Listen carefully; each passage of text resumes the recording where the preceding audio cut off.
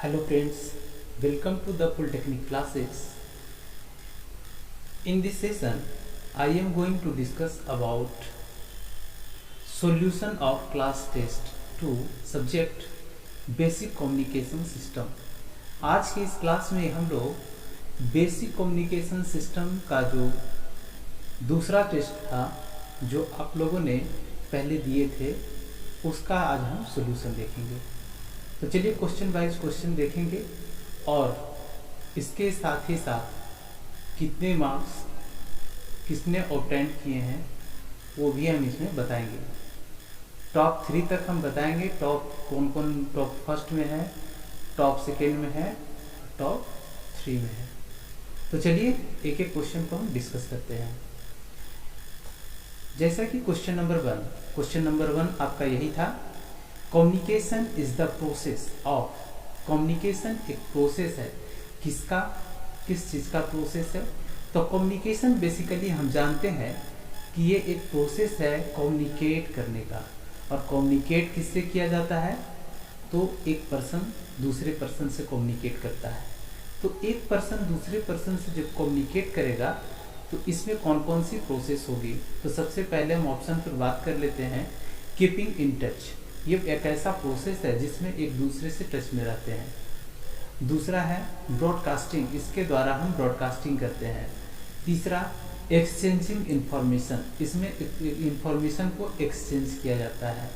और चौथा entertainment bye electronics. तो इसमें तो आप ये ऑप्शन के तहत आप ये देखना चाहें कीपिंग इन टच, ये तो कभी होगा नहीं। एक प्रोसेस है जिसमें कुछ न कुछ, प्रोसेस का मतलब कुछ न कुछ होना, कुछ न कुछ होगा उसमें।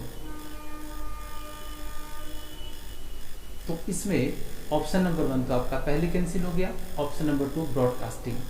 कम्युनिकेशन में हम लोग ब्रॉडकास्ट करते हैं, नहीं, ये भी नहीं होगा। Option number 3 exchanging information.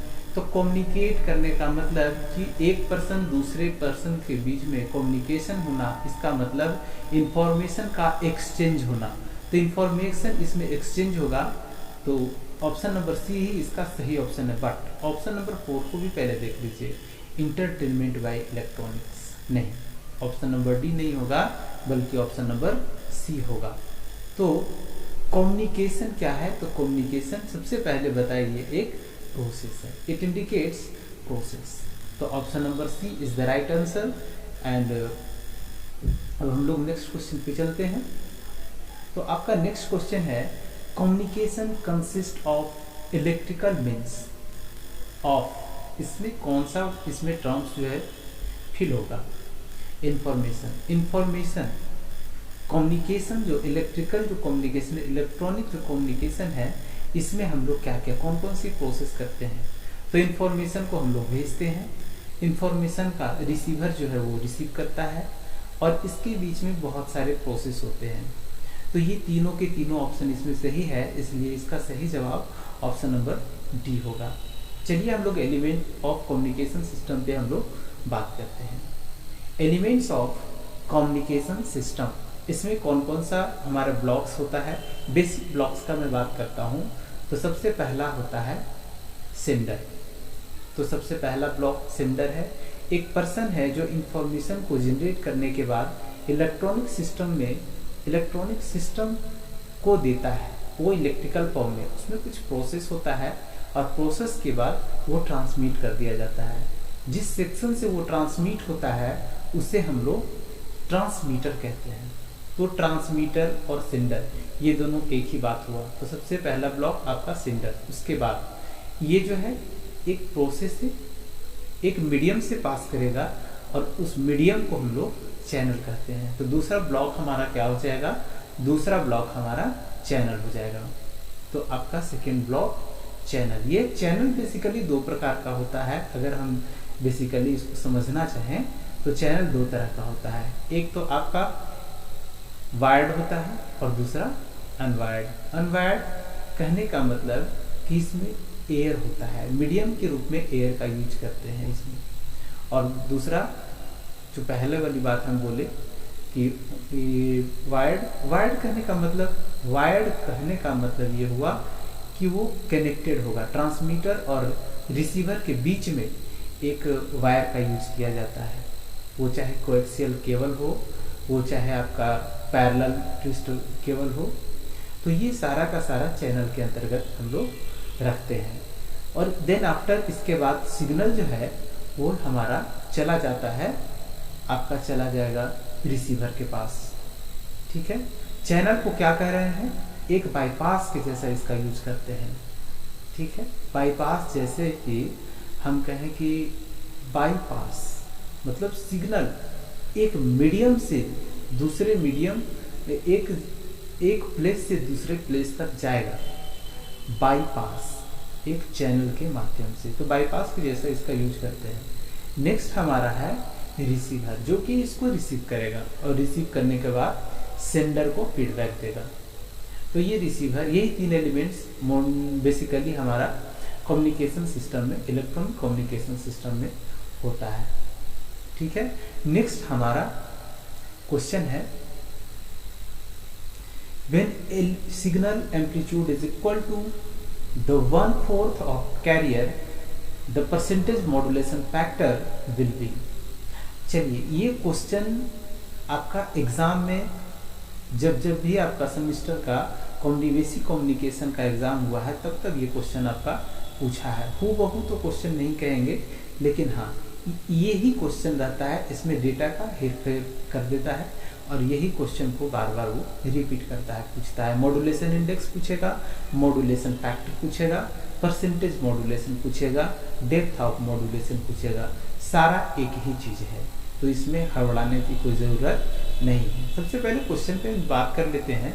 When signal amplitude is equal to the 1/4 of carrier, जो सिग्नल एम्पलीट्यूड है वो कितना है, जो हमारा कैरियर का एम्पलीट्यूड है, जो हमारा कैरियर का जो एम्पलीट्यूड है उसका 1/4 पार्ट। अगर हम मान ले कि कैरियर 100 वोल्ट है, ये एम्पलीट्यूड हो गया, तो आपका सिग्नल जो होना चाहिए 100/4 यानी कि 25 वोल्ट होना चाहिए। इस क्वेश्चन का यही मतलब हुआ। तो चलिए इसको सोल्व करते हैं, देखते हैं किस तरह से बनता है।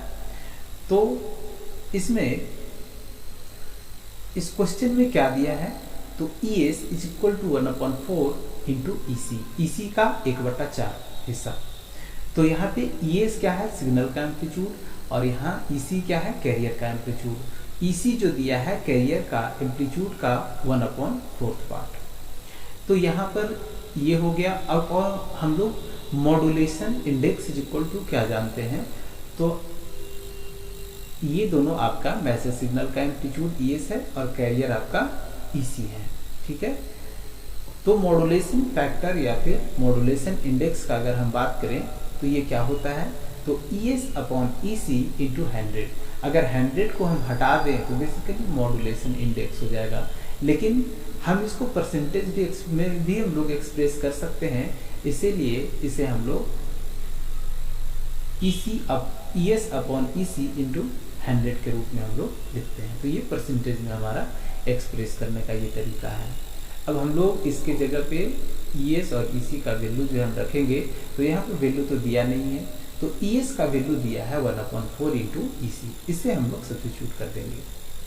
तो यहाँ पे EC/4 हो जाएगा, और EC/4 जो होगा, EC से EC हम कैंसिल कर देंगे, तो ये क्या होगा 1/4 इंटू 100।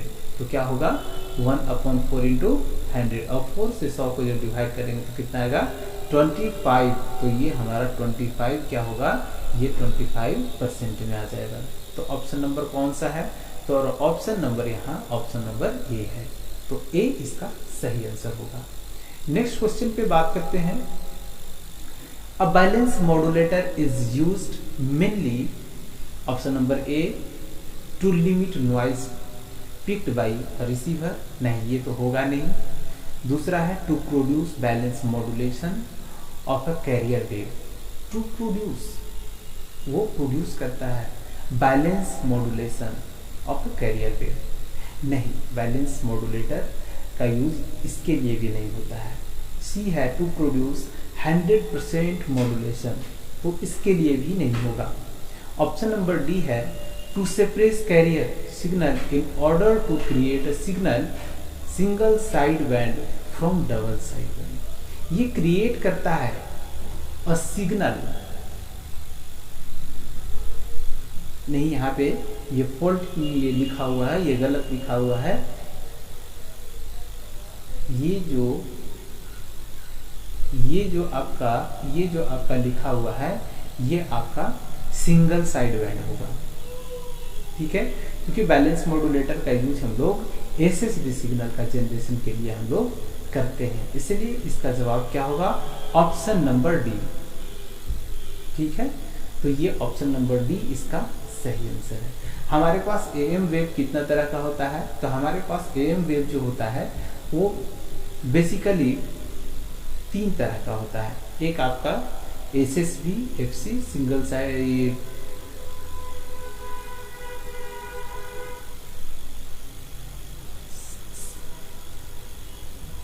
1 सेकेंड, ये जो होता है ये DSB FC double side band suppressed carrier, और नेक्स्ट है single side band suppressed carrier जिसे हम लोग एसएसबी एफसी के नाम से जानते हैं।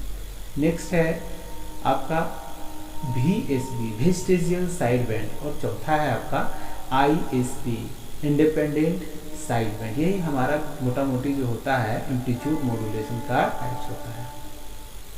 अब हम लोग नेक्स्ट टॉपिक पे हम लोग नेक्स्ट क्वेश्चन पे हम लोग बढ़ते हैं। इसका ऑप्शन नंबर डी सही होगा। बैलेंस मॉड्यूलेटर का यूज हम लोग single side band suppressed career को हम लोग जनरेट करने के लिए करते हैं, इसलिए इसका ऑप्शन नंबर डी होगा। नेक्स्ट आपका है for a signal amplitude modulated to a depth of 50% by sinusoidal signal the total power is, इसमें देखिए क्या दिया है, 50% जो दिया है आपका डेप्थ ऑफ मॉड्यूलेशन दिया है। डेप्थ ऑफ मॉड्यूलेशन अभी भी जिक्र हम किए थे, डेप्थ ऑफ मॉड्यूलेशन का है, मॉड्यूलेशन इंडेक्स का है, या फिर डिग्री ऑफ मॉड्यूलेशन का है, ये सारा एक ही बात है। तो यहाँ पे डेप्थ ऑफ मॉड्यूलेशन दिया है यानी मॉड्यूलेशन इंडेक्स दिया है। तो मॉड्यूलेशन इंडेक्स आपका कितना दे दिया है 50%, तो यहाँ 50% जो दिया है ये हमारा मॉड्यूलेशन इंडेक्स हो गया।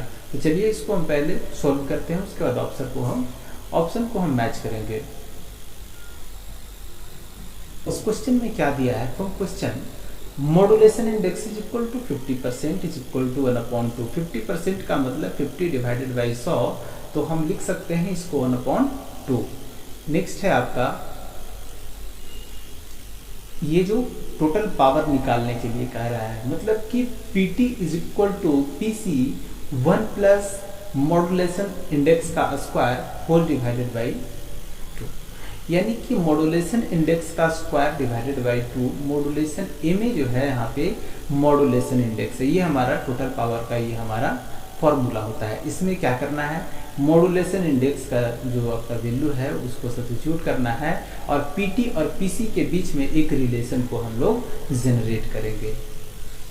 तो हमारे पास कितना आया 1/2, MA का वैल्यू कितना है 1/2 का होल स्क्वायर, यानी कि 1/4 हो जाएगा, 1/4 डिवाइडेड बाई 2, तो हमारे पास टोटल 1/8 इस तरह से बनता है।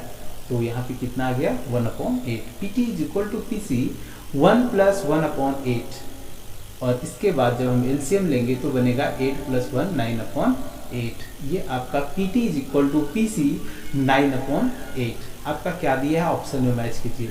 Same as the power of unmodulated carrier wave, ये जितना टोटल पावर होगा उतना ही आपका कह रहा है कैरियर पावर होगा। तो यानी ये तो आपका नहीं आ रहा है, PT जो आ रहा है PC का 9/8 आ रहा है। नेक्स्ट आपका है 2/3 the power of unmodulated carrier signal, ये भी नहीं होगा। नेक्स्ट है आपका 7/8 times the power of unmodulated carrier signal. इसके बाद आपका नेक्स्ट है 9/8 time the power of unmodulated carrier. तो हमारे पास यही होगा, अनमॉड्यूलेटेड कैरियर का कितना है 9/8, ये टोटल पावर होगा। तो ये ऑप्शन नंबर कौन सा हो गया, ऑप्शन नंबर डी इसका सही जवाब हो गया। तो इस तरह से हम लोग अब नेक्स्ट क्वेश्चन पे हम लोग बढ़ते हैं।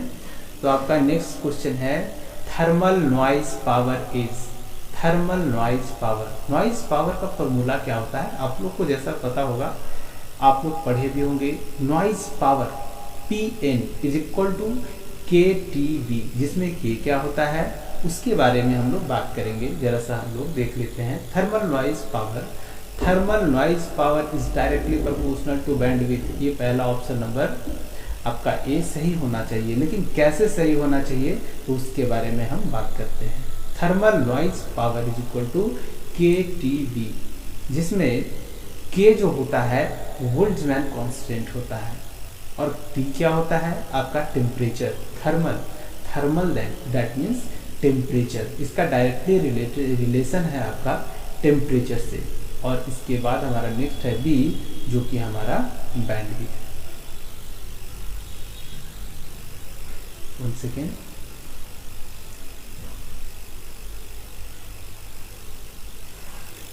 नेक्स्ट आपका है, तो हमारा ऑप्शन कौन सा हो जाएगा, ऑप्शन हमारा ए हो जाएगा।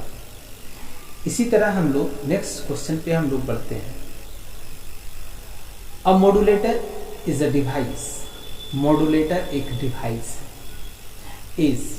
ये करता क्या है, तो इसके बारे में कुछ इंफॉर्मेशन लिखा हुआ जो कि ऑप्शन में आपको सेलेक्ट करना था।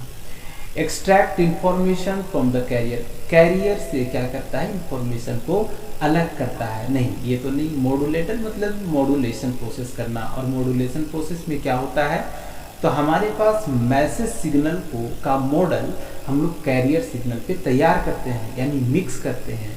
लेकिन यहाँ तो बात कर रहा है कि एक्सट्रैक्ट मतलब कि इसको अलग करना, सेपरेट करना, तो ये तो गलत ऑप्शन हो गया। ऑप्शन नंबर बी कह रहा है amplify the audio frequency signal. Amplify audio frequency signal को एम्पलीफाई करता है। तो एम्पलीफिकेशन एक अलग प्रोसेस है और मॉड्यूलेशन एक अलग प्रोसेस है। एम्पलीफिकेशन में सिग्नल को एम्पलीफाई किया जाता है और मॉड्यूलेशन प्रोसेस में मैसेज सिग्नल का मॉडल हम लोग कैरियर पे तैयार करते हैं, यानी कि ऑप्शन नंबर बी भी यहाँ पे नहीं होगा। इसके बाद आपका ऑप्शन नंबर सी है सेपरेट टू फ्रीक्वेंसीज। नहीं, ये भी आपका नहीं होगा। नेक्स्ट आपका ऑप्शन है impress the information on the radio frequency carrier. तो इस पे क्या करता है, इम्प्रेस करता है, मॉडल तैयार करता है। तो ऑप्शन नंबर डी इसका सही जवाब होगा। और ये देखिए आपका ये प्रोसेस किस तरह से होता है उसके बारे में ये बताया गया है। आपका ये मैसेज सिग्नल है जो कि मॉड्यूलेटर के लेफ्ट साइड में है। मॉड्यूलेटर के बॉटम में जो नीचे साइड में जो दिखाया गया वो कैरियर है। ये दोनों को जब पेड करेंगे तो हमारा कुछ इस तरह से सिग्नल हमारा मिलता है। तो यही मॉड्यूलेशन प्रोसेस है, जबकि एम्पलीफिकेशन में ऐसा नहीं होता है। तो ऑप्शन नंबर डी इसका सही जवाब होगा, ऑप्शन नंबर डी। ओके,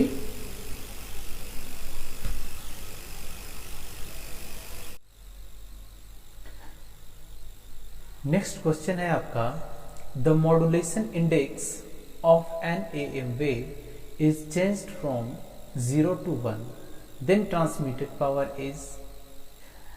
अगर मॉड्यूलेशन इंडेक्स 0 से 1 अगर ये शिफ्ट करता है, तब इसमें जो ट्रांसमिटेड पावर है वो चेंज किस रेट से करेगा, कैसे करेगा, उसके बारे में हमारे पास 4 ऑप्शन दिए गए थे। अनचेंज्ड, दूसरा हाफ। अनचेंज्ड का मतलब इसमें कोई पावर में फेरबदल नहीं होगा। नेक्स्ट है आपका हाफ, इसका जो पावर है पहले का ट्रांसमिटेड पावर का ये हाफ हो जाएगा। नेक्स्ट है डबल, ये दुगना हो जाएगा। और लास्ट है आपका इंक्रीज बाई 50%। तो देखते हैं कितना से इंक्रीज करता है, या फिर चेंज नहीं करता है, या फिर हाफ होता है, या फिर डबल होता है। तो ये सॉल्यूशन के बाद ही पता चलेगा। इसका सॉल्यूशन पे हम बात करते हैं। तो सॉल्यूशन में क्वेश्चन में क्या दिया है, फ्रॉम क्वेश्चन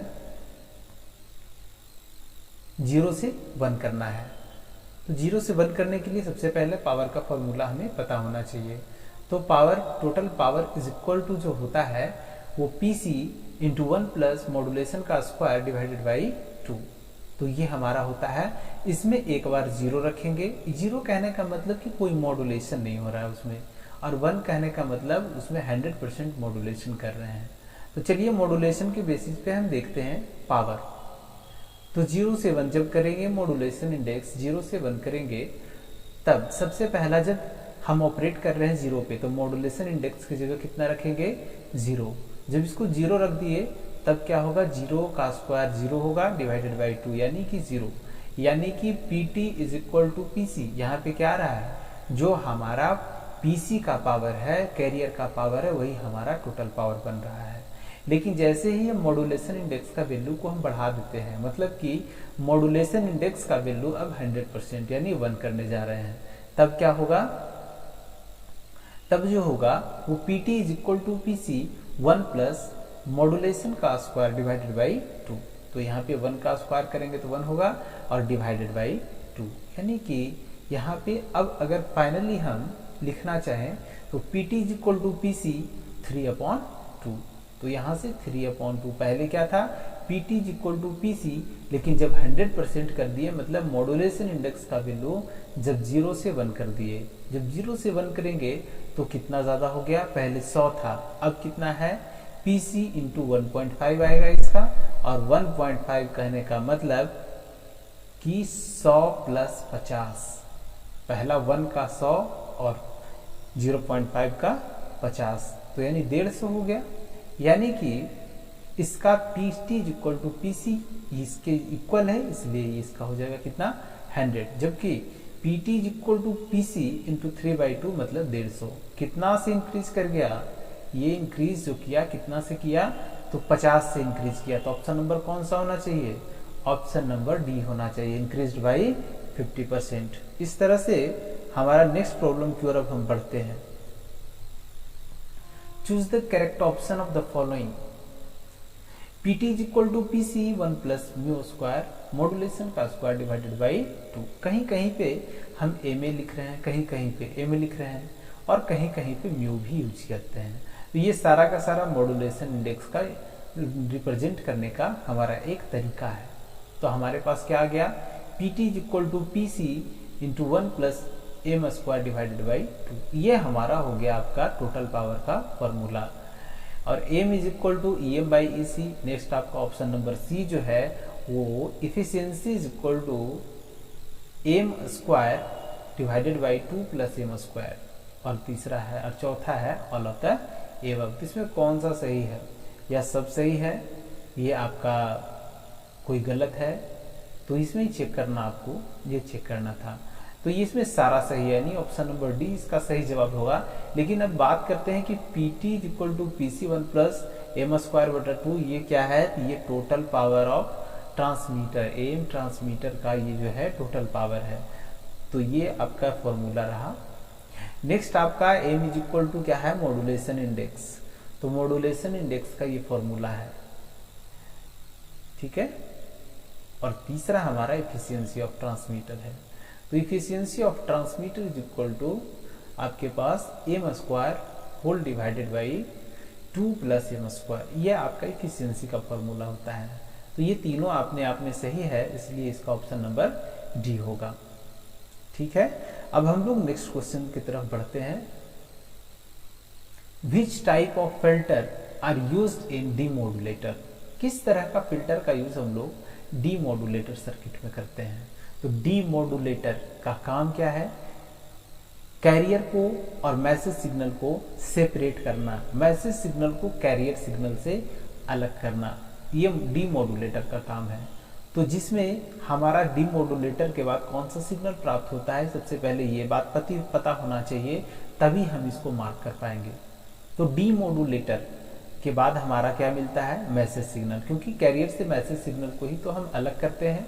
तो मैसेज सिग्नल कौन सी सिग्नल होती है, तो लो फ्रीक्वेंसी सिग्नल होती है, लो फ्रीक्वेंसी सिग्नल होती है, मतलब लो पास फिल्टर का यूज करेंगे, क्योंकि high pass filter high frequency को पास करता है, लो पास फिल्टर लो फ्रीक्वेंसी को पास करता है, और बैंड पास फिल्टर एक पार्टिकुलर बैंड मतलब फ्रीक्वेंसी को पास करता है, और बैंड स्टॉप फिल्टर जो है एक पार्टिकुलर बैंड जो होता है फ्रीक्वेंसी का, उसको जो है वो पास नहीं होने देता है, बाकी का फ्रीक्वेंसी को क्या करता है, वो पास कर देता है। तो यहाँ पे कौन सा ऑप्शन होना चाहिए, ऑप्शन नंबर आपका बी होना चाहिए। तो यहाँ पे अब देखते हैं, सबसे पहला लो पास फिल्टर, ये किसको पास करेगा, इट अलाउ लो फ्रीक्वेंसी। उसके बाद हमारे पास आता है हाई पास फिल्टर, ये किसको अलाउ करेगा, it allows high pass filter, high frequency. High pass filter जो है हाई फ्रीक्वेंसी को अलाउ करेगा, बाकी को वो ब्लॉक कर देगा। नेक्स्ट आपका है band pass filter, it allows particular frequency, particular जिस पे हम सेट करेंगे, जितनी बैंड हमें मिलनी है उतना पे हम उसको सेट करेंगे और हमारे पास बैंड पास फिल्टर जो है वो बैंड फ्रीक्वेंसी को, एक पार्टिकुलर फ्रीक्वेंसी को पास करेगी। तो ये कुछ हमारे पास इससे रिगार्डिंग हमारे पास कुछ कॉन्सेप्ट्स थे। अब हम लोग नेक्स्ट प्रॉब्लम पे हम लोग बात करते हैं। प्रॉब्लम नंबर 11 पे चलते हैं। तो ऑप्शन नंबर बी इसका सही जवाब था। इसके बाद हम नेक्स्ट प्रॉब्लम पे बढ़ते हैं और प्रॉब्लम नंबर 11 पर हम लोग बात करते हैं। Which type of filters are used in modulator. चलिए अभी डीमॉड्यूलेटर की बात हो रही थी, अब किसकी बात कर रहे हैं हम, मॉड्यूलेटर सर्किट की बात कर रहे हैं। तो मॉड्यूलेटर से क्या होता है, तो मॉड्यूलेटर से मैसेज सिग्नल को सुपर इम्पोज करते हैं किस पे, कैरियर पे, मतलब कि वहाँ मिक्सिंग का काम हो रहा है, वहाँ हाई फ्रीक्वेंसी की सिग्नल और लो फ्रीक्वेंसी की सिग्नल दोनों मिक्स हो रही है, मतलब कि एक बैंड फ्रीक्वेंसी वाली सिग्नल जनरेट हो रही है, जिसे हम लोग बैंड पास सिग्नल के नाम से भी हम लोग जानते हैं। और बैंड पास फिल्टर का यूज हम लोग बैंड फ्रीक्वेंसी के पास करने के लिए हम लोग यूज करते हैं, इसलिए कौन सा इसका ऑप्शन होगा, तो बैंड पास फिल्टर। तो इसका option number C is the right answer होगा। नेक्स्ट हम बढ़ते हैं, क्वेश्चन नंबर 11 है। नेक्स्ट है हमारा क्वेश्चन नंबर 12। तो क्वेश्चन नंबर 12 में which type of the following can not be use to demodulate. Which of the following, इसमें से कौन सा है जिसका यूज हम लोग एसएसबी सिग्नल को हम लोग डीमॉड्यूलेट करने के लिए नहीं कर सकते हैं, तो वो कौन सा होगा, तो इसका option number B is the right answer होगा। कंप्लीट फेज शिफ्ट जनरेटर का यूज हम लोग करते हैं, ट्रांजिस्टर का यूज करते हैं, बाइपोलर ट्रांजिस्टर बैलेंस मॉड्यूलेटर, और ट्रांजिस्टर के जगह पे डायोड का भी यूज करते हैं और फेट का भी यूज करते हैं, बट प्रोडक्ट मॉड्यूलेटर का यूज हम लोग नहीं करते हैं। एसएसबी जनरेशन के लिए हम बात कर रहे हैं, डीएसबीएफसी का बात नहीं कर रहे हैं, हम एसएसबी जनरेशन का बात कर रहे हैं। तो ऑप्शन नंबर कौन सा होगा, option number B is the right option. अब एएम मॉड्यूलेशन के लिए हमारे पास बहुत सारे क्लासिफिकेशन है, जिसमें एक क्लासिफिकेशन पे हम थोड़ा सा बता देते हैं। दो तरह का होता है, एक लीनियर मॉड्यूलेटर और दूसरा non linear modulator. Linear modulation में हम बेसिक ऑपरेशन करते हैं, जैसे मॉड्यूलेटर से पास करते हैं, और दूसरे उसमें बैलेंस मॉड्यूलेटर का यूज करते हैं। दो मॉड्यूलेटर से रहता है, M1 और M2, जो कि बैलेंस मोड में कनेक्टेड रहता है, और उसके मदद से हम जनरेट करते हैं। ठीक है, तो सबसे पहला इसमें आएगा बैलेंस मॉड्यूलेटर, और इसमें भी बैलेंस मॉड्यूलेटर आएगा, लेकिन इसमें बैलेंस मॉड्यूलेटर के साथ हम लोग नॉन लीनियर डिवाइस का यूज करेंगे, जबकि इसमें लीनियर डिवाइस का यूज करेंगे।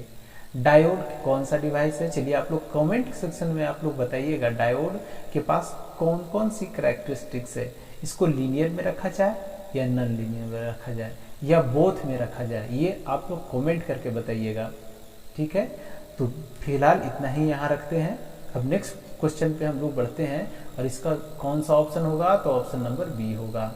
ठीक है, अब हम लोग नेक्स्ट सवाल पे हम लोग बात करते हैं, लेकिन नेक्स्ट सवाल पे बात करने से पहले हम आप लोगों को ये बताना चाहते हैं कि सेकेंड पोजीशन जो इसमें हासिल किए हैं वो उनका नाम हम डिस्प्ले करना चाहते हैं। उसके बाद हम लोग नेक्स्ट प्रॉब्लम पे हम लोग बढ़ेंगे। ये जो है, ये सॉरी थर्ड नंबर पे जो है, ये सुषमा बाला कुमारी, ये डेहरी ऑनसोन की हैं, जिन्होंने 15 नंबर इसमें गेन किए हैं आउट ऑफ 30। ये ज़्यादा परफॉर्मेंस तो अच्छा नहीं है, इसलिए आप अगर लाइव अगर देख रहे हैं तो आप ये ध्यान रखें कि ये 15 नंबर कोई खास नंबर नहीं होता, तो 15 नंबर से आप लोग को ज़्यादा लाने का प्रयास कीजिए, और मेहनत की आवश्यकता है इसमें।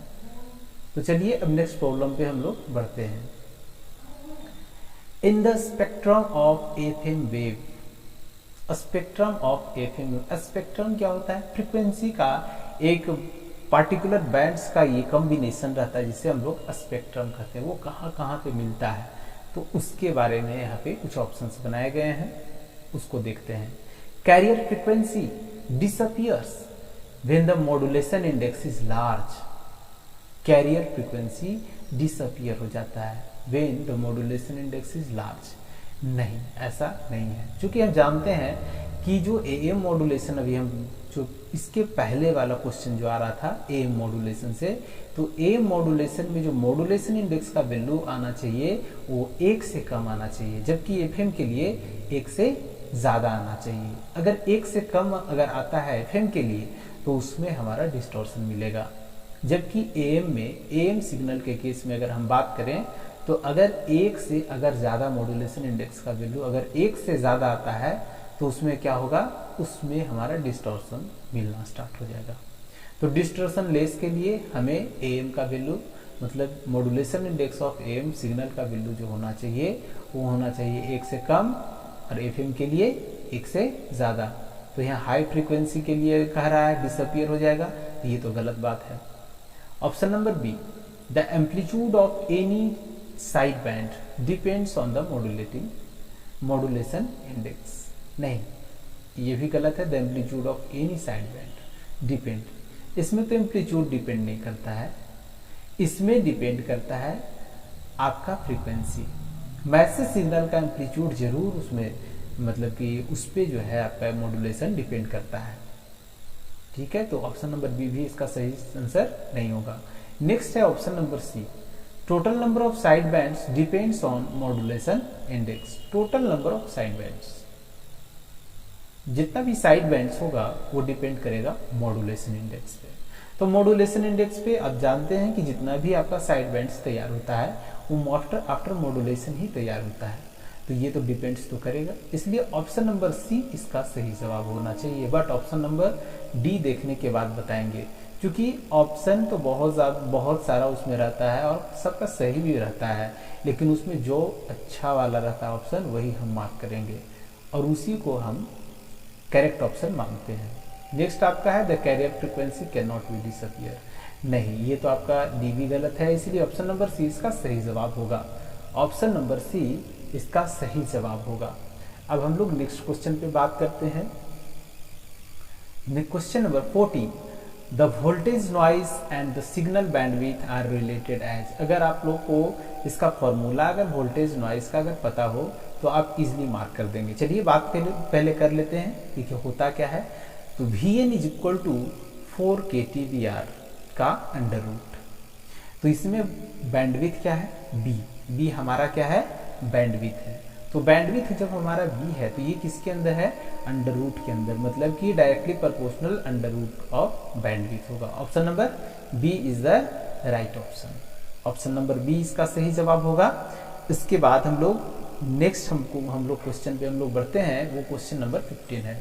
क्वेश्चन नंबर 15 क्या कहता है, noise factor for a system is defined as the ratio of. ये नॉइज फैक्टर जो होता है वो किसका रेशियो होता है, तो ये ऑप्शन के अकॉर्डिंग आपको सेलेक्ट करना था। तो ये नॉइज फैक्टर जो होता है मतलब एक ऐसा फैक्टर जो ये आइडिया हमें देता है कि नॉइज कितना उसमें हमें मिल रहा है, आउटपुट में कितना नॉइज हमें मिल रहा है।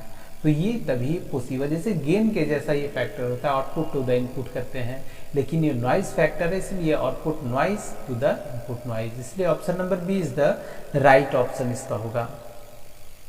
ठीक है, अब हम लोग नेक्स्ट प्रॉब्लम पे हम लोग बढ़ते हैं। Question number 16, the saving in power in a DSB-SC system. DSB-SC system में हम लोग पावर का सेविंग करते हैं। Modulation index at 80%। Modulation index जब 80% रहेगा तब हम लोग कितना पावर को सेव करेंगे, तो इसके बारे में पहले हम न्यूमेरिकल, ये एक प्रकार का न्यूमेरिकल है जिसको हम लोग डिस्कस करने जा रहे हैं और ये बहुत इंपॉर्टेंट क्वेश्चन है। इस तरह का क्वेश्चन आप बनाना अगर सीख गए तो आपका सेमेस्टर का एग्जाम में आपका 2 से 3 क्वेश्चन जो मॉड्यूलेशन से रिलेटेड, पावर से रिलेटेड जो क्वेश्चन आपका पूछेगा वो आपका इजीली बन जाएगा। इसलिए इस क्वेश्चन को अच्छे ढंग से समझना है। तो हम लोग चलिए सॉल्यूशन पे हम लोग बात करते हैं। तो ये सॉल्यूशन, इसमें हम ये बताना चाह रहे हैं, ए में क्या है, मॉड्यूलेशन इंडेक्स। मॉड्यूलेशन इंडेक्स कितना दिया है, 80%, इज इक्वल टू कितना होगा, 0.8। अब हम लोग ये पावर की बात हो रही है इसलिए टोटल पावर का फॉर्मूला इतना बार रिपीट हो गया कि बताने की आवश्यकता नहीं है। तो इसमें टोटल पावर का फॉर्मूला का यूज करके हम लोग ये बताएंगे। तो इसमें 0.8 जो है वो मॉड्यूलेशन इंडेक्स की जगह पे सब्स्टिट्यूट करेंगे, तो मॉड्यूलेशन इंडेक्स का स्क्वायर करेंगे तो यानी 0.8 का स्क्वायर करेंगे तो 0.64 होगा, और 0.64 होगा और उसके बाद इसका कैलकुलेशन जब करेंगे तो हमारे पास जो आएगा PT is equal to PC 1 plus 0.32। ठीक है, तो PT is equal to PC 1 plus 3T, क्योंकि 1 प्लस 0.32 अगर ऐड करेंगे तो 1.32 ही होगा। तो ये हमारे पास आया। अब देखिए कितना पावर का सेविंग होगा। तो पावर सेविंग के लिए हमें ये पता होना चाहिए, पावर सेविंग के लिए अगर हम बात करें तो सबसे पहले ये पता होना चाहिए कि कैरियर कितना ले रहा है। तो इस पार्ट को 1.32 को PT के साइड में लेके जाएंगे तो हमारे पास कुछ इस तरह से बनेगा। तो PT is equal to PC into 132 divided by 100। तो PT by PC is equal to अगर लिखना चाहें, देखिए PT is equal to PC, यहाँ पे अगर हम डिवाइड कर दें तो कितना आएगा 33/25। अगर PT के साइड में ले जाएंगे तो क्या होगा, तो आपके पास PC is equal to PT into 25/33 होगा। तो हमारे पास PC बटा PT आ गया, और इस तरह से हमारा सेविंग परसेंट जो हम निकालेंगे वो 100 में से इसको सब्सट्रैक्ट करना पड़ेगा इस पार्ट को। तो जब हम इसको सब्सट्रैक्ट करेंगे तो कितना आएगा, तो हमारे पास जो चल करके आएगा वो हमारा 75.76% आपका आएगा। तो इस तरह से हम सेविंग को हम लोग निकालते हैं, और इससे अगर ये 24.24 अगर ये निकालिए, ये वेस्टिंग ऑफ पावर है। ठीक है, इतना वेस्ट हो जाएगा और सेव इतना ही हम कर पाएंगे। इसलिए ऑप्शन नंबर 3 C जो होगा इसका राइट ऑप्शन होगा। अब हम लोग नेक्स्ट क्वेश्चन पे बढ़ने जा रहे हैं। Question number 17। क्वेश्चन नंबर 17 क्या कहता है, इसको अच्छे ढंग से पढ़ते हैं।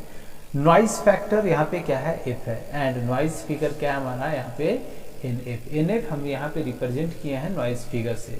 ये दोनों किस तरह से रिलेटेड है, यानी फाइनली हम इस तरह से हम कह सकते हैं कि relation between noise factor and noise figure.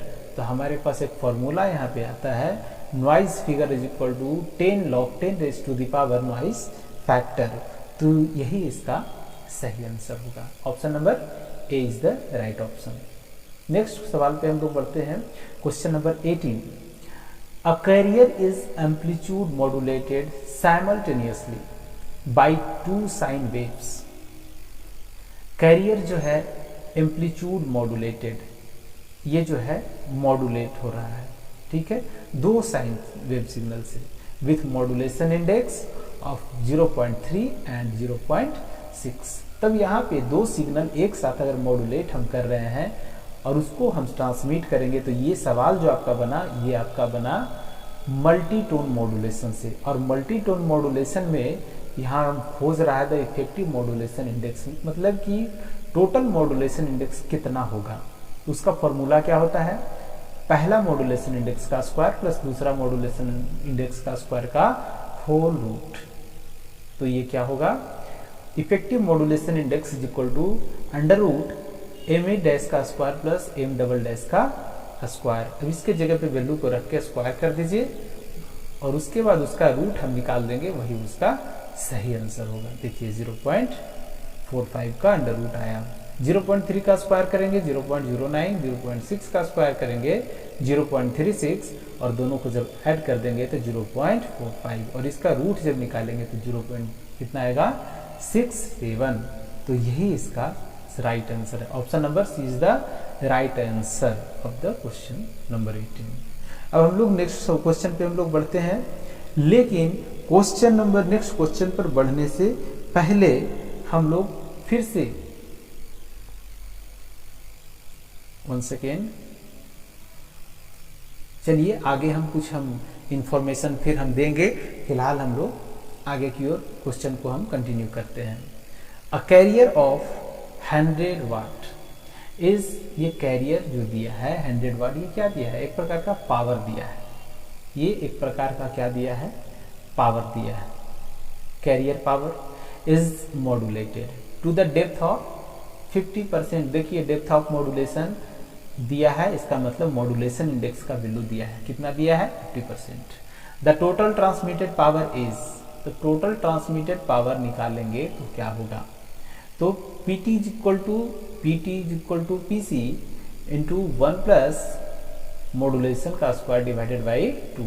तो दोनों वैल्यू यहाँ पे दे रखा है तो इजीली यहाँ पर निकल जाएगा। तो इस तरह से मॉड्यूलेशन इंडेक्स का वैल्यू 50% दिया है यानी कि 0.5, और total power is equal to जो होता है वो हमारा PT is equal to PC 1 plus MA square divided by 2 होगा। तो इस तरह से हमारा 0.5 यहाँ, क्योंकि 50% का वैल्यू जो होता है वो 1/2 यानी कि 0.5 का स्क्वायर करेंगे कितना आएगा 0.25, और 0.25 डिवाइडेड बाई 2 करेंगे तो हमारे पास जो आएगा वो 100 प्लस क्या आएगा 1 प्लस 0.125। ठीक है, तो इस तरह से हमारा ये वैल्यू आएगा। तो हमारे पास टोटली इस तरह से हमारा वैल्यू आता है। अगर अब थोड़ा सा के लिए सोचिए कि इसका वैल्यू तो और छोटा होना चाहिए था सर, ये 25 है, यहाँ 125 यहाँ लिख दिए, तो बिल्कुल ये छोटा ही है। ये 5 को आप हटा दीजिए, इसको 3 कर दीजिए तो 0.13 आ गया। तो ये इसका इस तरह से हम लोग करते हैं।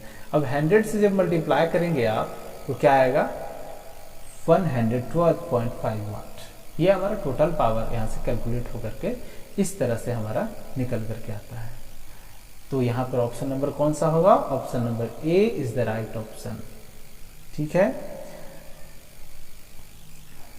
तो अब नेक्स्ट प्रॉब्लम हमारे पास इस तरह से है, और ये बहुत ही अच्छा क्वेश्चन है। अगर इस तरह का सवाल अगर पूछता है एग्जाम में तो 1 नंबर तो आपका रखा हुआ है, इसलिए इस प्रॉब्लम को अच्छे ढंग से समझिए।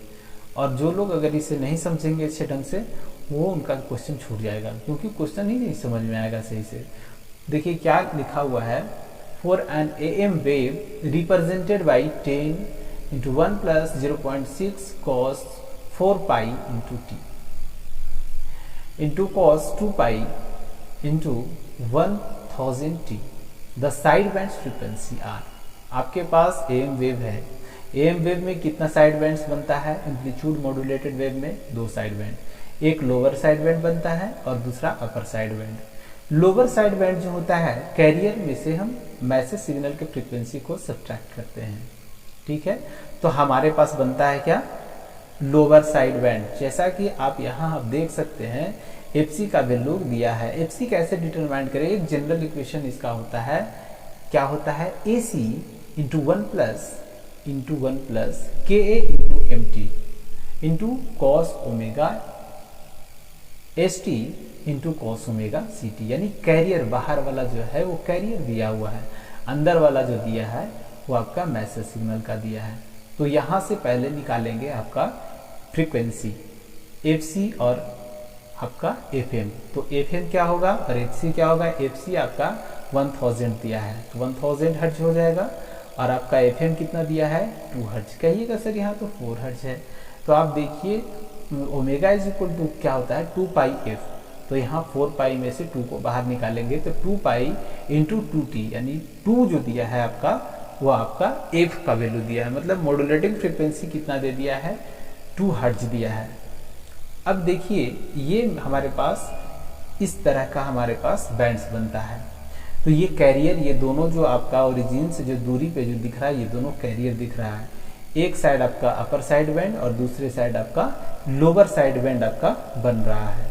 जब आपका लोअर साइड बैंड जो बन रहा है और अपर साइड बैंड, बीच वाला जो आपका होगा कैरियर होगा। कैरियर में कुछ ऐड करेंगे तो आपका अपर साइड बैंड चला जाएगा, और कुछ सब्ट्रैक्ट करेंगे तो वो आपका लोअर साइड बैंड चला जाएगा। देखिए omega C plus omega M और इधर omega C minus omega M। इसको लिख सकते हैं FC माइनस FM।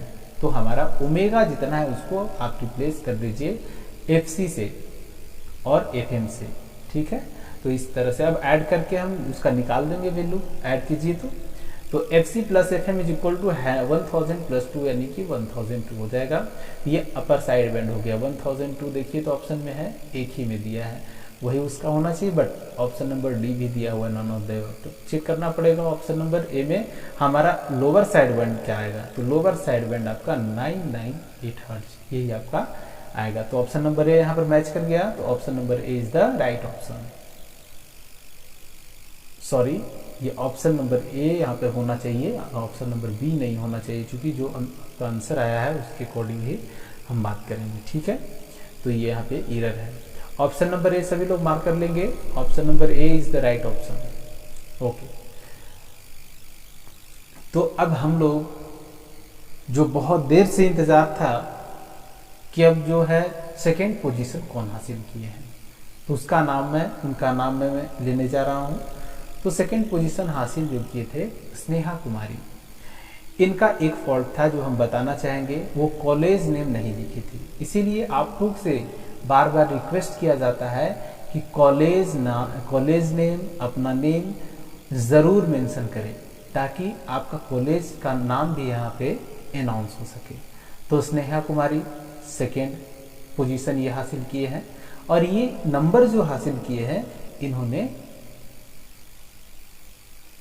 16 नंबर हासिल किए थे। तो ये 16 और थर्ड पोजीशन जो हासिल किए थे वो आपका था 15 मार्क्स। तो चलते हैं देखते हैं नेक्स्ट पोजीशन जो आपका फर्स्ट पोजीशन पे कौन कौन से स्टूडेंट्स जो है वो आए हैं, उनके बारे में हम बताएंगे नेक्स्ट अपडेट में।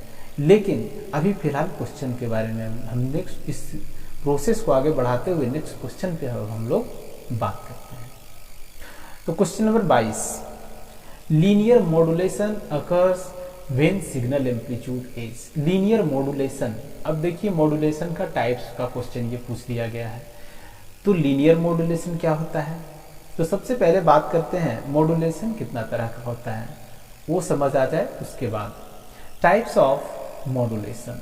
ये टाइप्स ऑफ मॉड्यूलेशन दो तरह से इसका क्लासिफिकेशन किया गया है, और पहला इसमें है आपका लीनियर मॉड्यूलेशन और दूसरा है आपका ओवर मॉड्यूलेशन। लीनियर मॉड्यूलेशन का जो आपका जो कंडीशन होता है वो या तो होता है मॉड्यूलेशन इंडेक्स का वैल्यू 1 या 1 से कम। तो इसका कंडीशन क्या बनेगा, M A is less than और इक्वल टू, सॉरी यहाँ पे 1 होना चाहिए, ये जीरो के जगह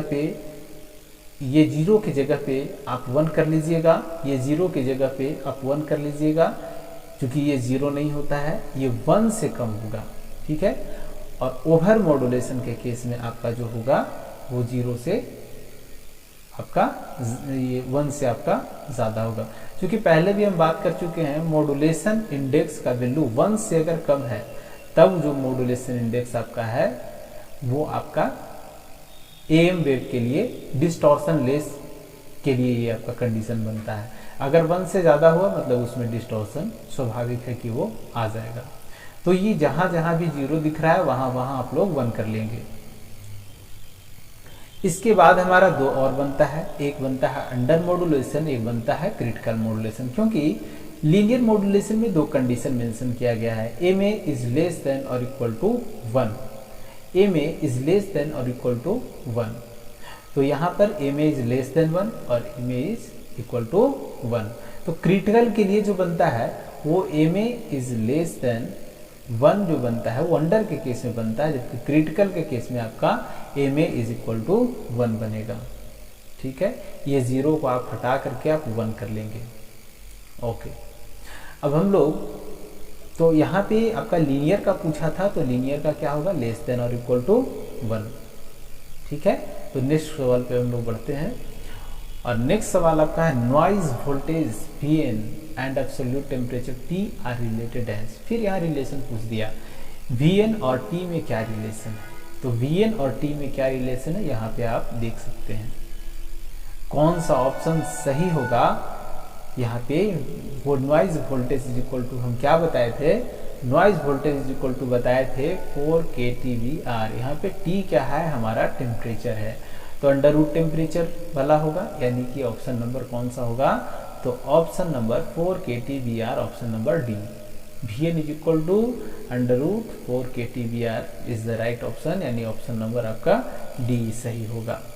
तो ये, और k इसमें क्या है, बोल्ट्जमैन कांस्टेंट। इससे रिलेटेड कुछ टर्म्स जैसे k क्या है, b क्या है, r क्या है, t तो आपको हम बता दिए हैं। बोल्ट्जमैन कांस्टेंट इसका वैल्यू क्या होता है 1.38 इंटू 10⁻⁻23 kg पर एस स्क्वायर, ठीक है। और इसके बाद आपका केल्विन, क्योंकि टेम्परेचर भी है तो केल्विन होगा। तो इस तरह से हमारा ये बनता है। टी क्या है यहाँ पे, temperature.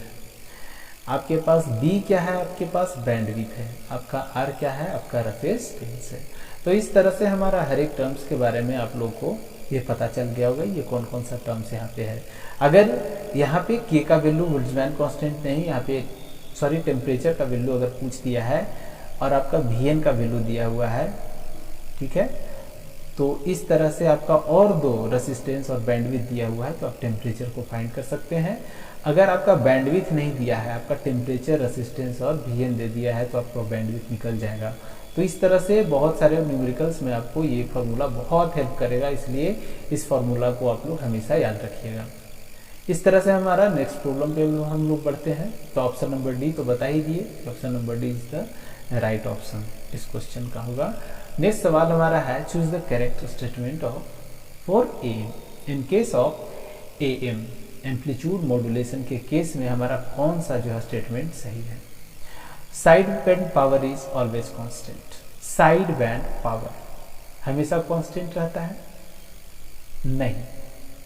Option number B, total transmitted power is constant. ये ऐसा रहता है, टोटल जब मॉड्यूलेशन इंडेक्स का वैल्यू बढ़ाएंगे तो बढ़ जाएगा, तो वहाँ कांस्टेंट तो हुआ नहीं।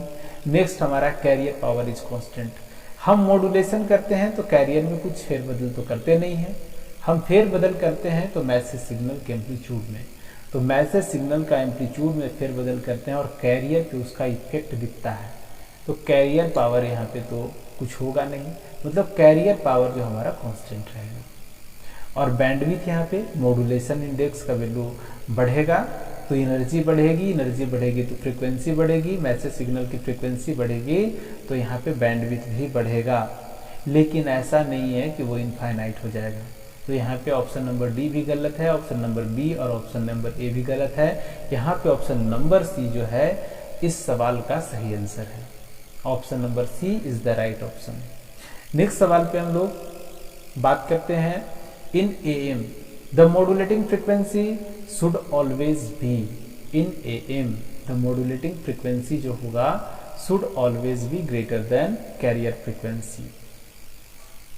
दूसरा है लोअर देन कैरियर फ्रीक्वेंसी, तीसरा है इक्वल टू कैरियर फ्रीक्वेंसी और चौथा है नन ऑफ दीज। देखिए सबसे पहला हम इसमें बात करना ये चाहेंगे, ये बताना चाहेंगे कि मॉड्यूलेटिंग फ्रीक्वेंसी, इसको हम लोग लो फ्रीक्वेंसी सिग्नल भी कहते हैं। और लो फ्रीक्वेंसी क्यों कह रहे हैं? क्योंकि इसके पास फ्रीक्वेंसी कम होती है। किसके कंपैरिजन में? तो कैरियर सिग्नल के फ्रीक्वेंसी के कंपैरिजन में। तो मॉड्यूलेटिंग फ्रीक्वेंसी क्या होनी चाहिए? कैरियर से कम होना चाहिए, यानी कि बी जो होगा option number B is the right option होगा। ऑप्शन नंबर बी क्या होगा इसमें, इसका सही जवाब होगा। अब हम लोग नेक्स्ट क्वेश्चन पे हम लोग बात करते हैं और नेक्स्ट क्वेश्चन जो आपका है वो आपका है मॉड्यूलेशन इंडेक्स निकालने के लिए।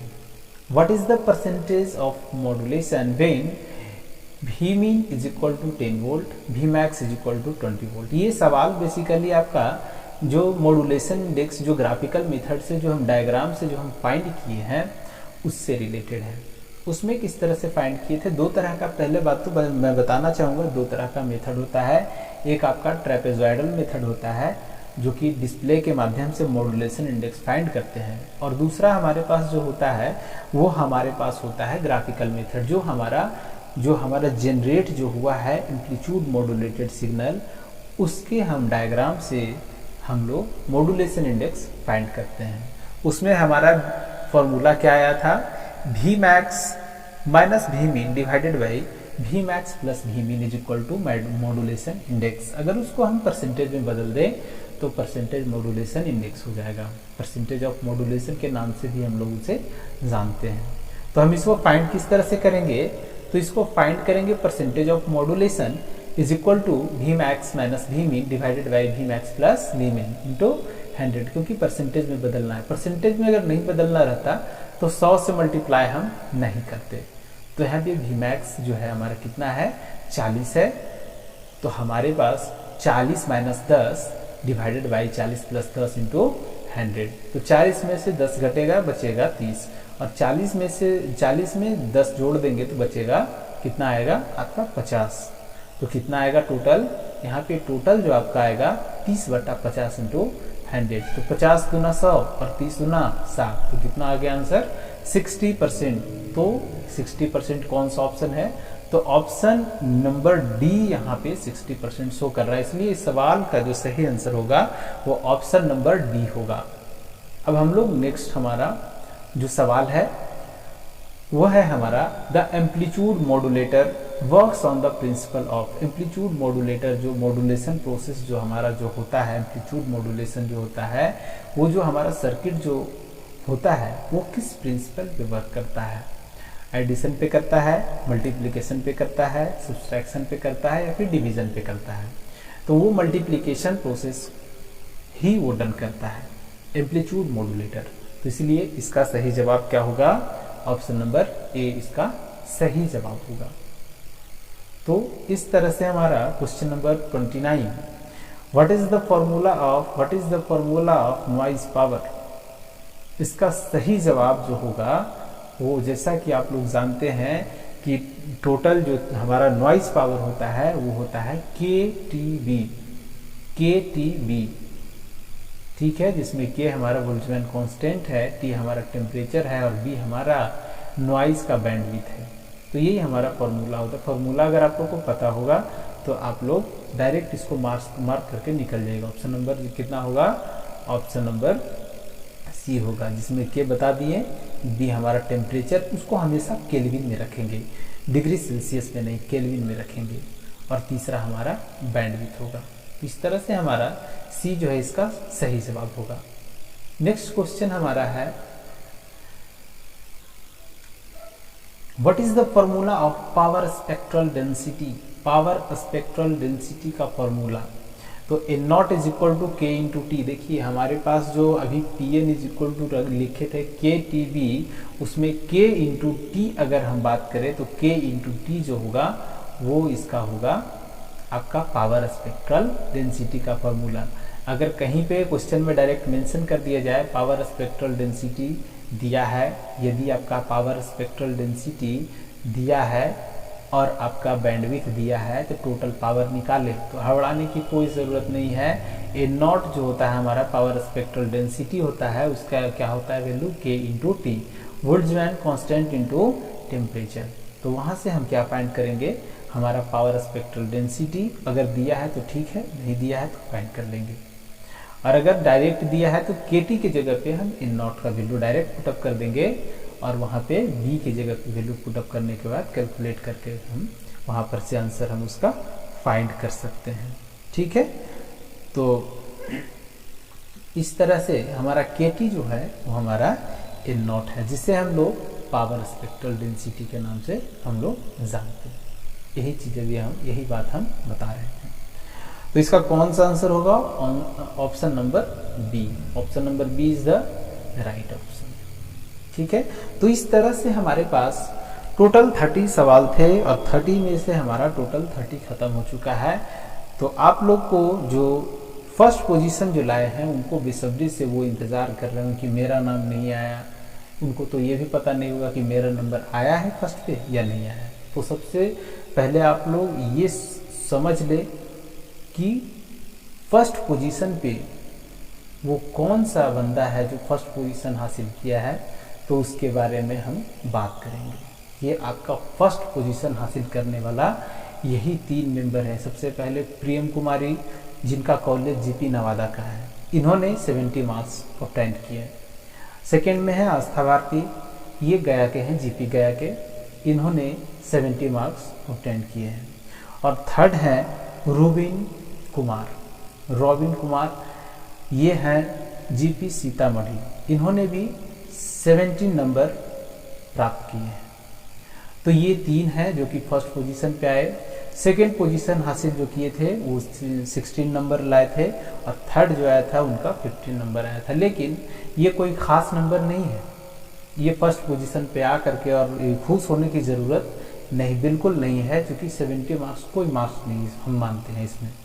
इसलिए हम उम्मीद करते हैं कि नेक्स्ट टेस्ट जो हो वो ज़रूरी नहीं है कि आपका कम्युनिकेशन का ही हो, वो जो चीज़ का भी टेस्ट हो उसमें आपको अच्छे मार्क्स लाना चाहिए। जैसे 30 नंबर का अगर क्वेश्चन आपका टेस्ट हो रहा है तो उसमें 25 प्लस लाने का प्रयास कीजिए। तो अगर 25 प्लस नंबर अगर आता है तो आप श्योर रहिए कि आपका वहाँ अगर 20 सवाल पूछा जाता है तो 20 में तो 20 आप करके ही जाइएगा। अगर एक आध सवाल अगर एरर रहता है तब वो आपका छूट सकता है, नहीं तो 20 का 20 आपका सही ही होगा वहाँ, इतना आप मान के चलिए। अगर 17, 16, 15 इस तरह से नंबर आता है तो कोई उम्मीद मत कीजिए कि वहाँ आपका 20 में 20 सही होगा। तो इसलिए आप लोग प्रयास कीजिए कि 30 का अगर एग्ज़ाम हो रहा है तो 25 प्लस आप नंबर लाने का प्रयास कीजिए ही कीजिए। और आप लोग और बाकी लोग जो हैं वो लोगों को लग रहा होगा कि सर मेरा नंबर तो पता ही नहीं चला तो हम क्या करें, तो उनको भी परेशान होने की ज़रूरत बिल्कुल नहीं है। उनके लिए भी हम नेक्स्ट लिस्ट जो हम बनाए हैं उसमें सभी लोग अपना देख सकते हैं, ये देख सकते हैं कि कौन कौन कितने कितने नंबर लाए हैं। वो यहाँ पर से वो अपना अपना स्क्रीनशॉट ले लेंगे, और स्क्रीनशॉट ले करके और इसमें आप देख सकते हैं कि आपका कितना कितना नंबर आया है और कौन कौन सा आंसर आप किस किस क्वेश्चन का आप गलत किए हैं, कौन कौन सा आपका सही है, वो आप यहाँ पर से देख सकते हैं। ठीक है, ये बाकी का है। और जो लोग एग्ज़ाम तो देते हैं बट कॉपी सबमिट नहीं करते हैं तो ये अच्छी बात नहीं है। कॉपी सबमिट कीजिए। पहली बार आपको लगेगा खराब जैसा लगेगा, पहली बार ये खराब लगेगा कि सर मेरा नंबर अच्छा नहीं है, मेरा सबसे पीछे आ गया, लेकिन खराब कितना बार लगेगा? एक बार, दो बार। जब आप एक बार दो बार जब खराब लगेगा तो मेहनत कस के कीजिएगा और प्रयास कीजिएगा कि मेरा भी अच्छा नंबर आए और मेरा भी फर्स्ट पोजीशन के लिस्ट में नाम आए, और सर मेरा भी नाम बहुत मतलब कि गौरव रूप से उसे पुकारें उनका नाम। तो इसीलिए आप लोग से रिक्वेस्ट है कि जो लोग टेस्ट दे रहे हैं वो टेस्ट का कॉपी उनका सबमिट होना चाहिए और वो सबमिट करें।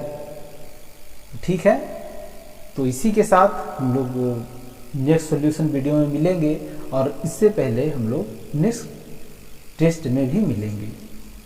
और आप लोग के लिए एक छोटा सा होमवर्क है जो कि मैं बताना चाहूँगा कि आप लोग इस मैसेज को ज़्यादा से ज़्यादा लोगों के पास शेयर कीजिए ताकि वो भी इस टेस्ट का लाभ प्रॉपर ले पाए। तो इसी के साथ हम इस वीडियो को यहीं पे अंत करते हैं, एंड करते हैं। Thank you so much.